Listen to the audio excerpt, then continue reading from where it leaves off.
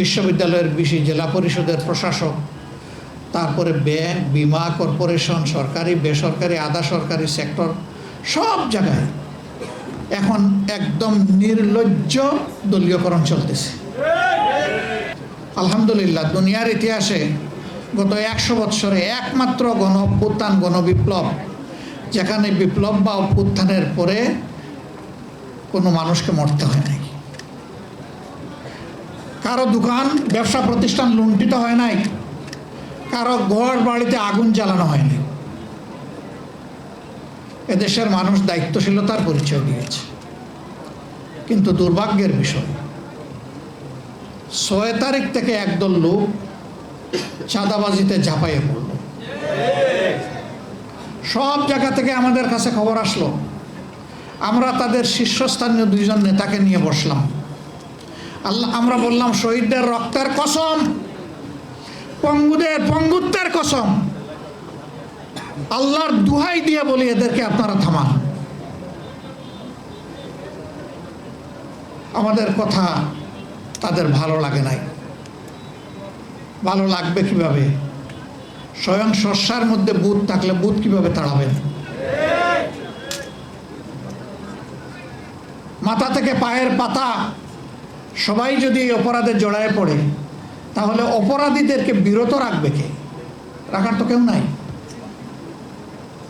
কার্যত এখনো সেই মহোৎসব চলছে। আমরা নির্বাচনের দাবি করলাম না।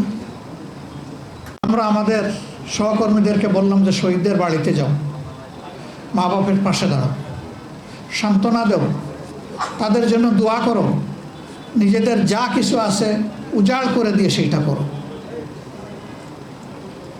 হাসপাতালে হাসপাতালে আমরা ছুটে বেড়ালাম।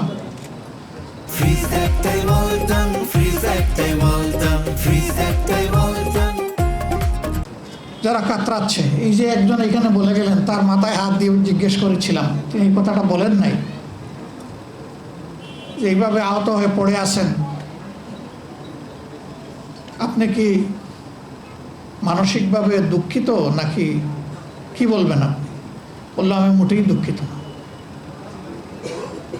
আমি সন্তুষ্ট। আমার জাতির জন্য আমি যে রক্ত দিতে পেরেছি, আমি তো বেঁচে আছি, কিন্তু আমার সহযোদ্ধারা তো অনেকে চলে গেছে।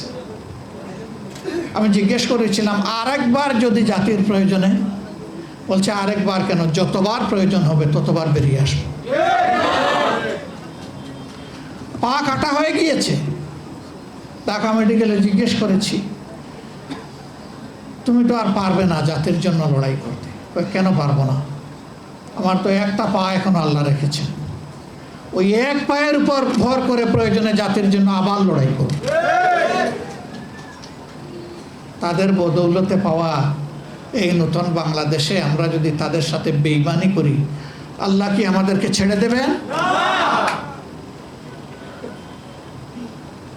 আমরা সবাইকে আহ্বান জানিয়েছিলাম, এই শহীদ, এই আহতদেরকে সম্মান করুন, শ্রদ্ধা করুন, তাদের আকাঙ্ক্ষা বাস্তবায়নে এগিয়ে আসুন। এখানে একজন দাঁড়িয়ে বলেছেন যে যারা নিহত হয়েছে, শহীদ হয়েছে, তাদের মধ্যে বেশিরভাগ প্রান্তিক জনগণ, এমনকি তারা ছাত্রও ছিল না। একটা সংখ্যা ছাত্র, বেশিরভাগ শ্রমিক। সেই শ্রমিকের কি কোনো কোটার দাবি ছিল? তার সরকারি চাকরির আশা ছিল? সে ওঠার জন্য যায় নাই, সে গিয়েছিল ফেসিবাদ মুক্ত একটা বাংলাদেশ দেখতে। আজকে সবই রয়ে গেল। সেই কোটা অত্যন্ত নিকৃষ্টভাবে এখন বাস্তবায়ন হচ্ছে। বিশ্ববিদ্যালয়ের ভিসি, জেলা পরিষদের প্রশাসক, তারপরে ব্যাংক, বিমা, কর্পোরেশন, সরকারি, বেসরকারি, আধা সরকারি সেক্টর, সব জায়গায় এখন একদম নির্লজ্জ দলীয়করণ চলতেছে। এটাকে কোটা নয়?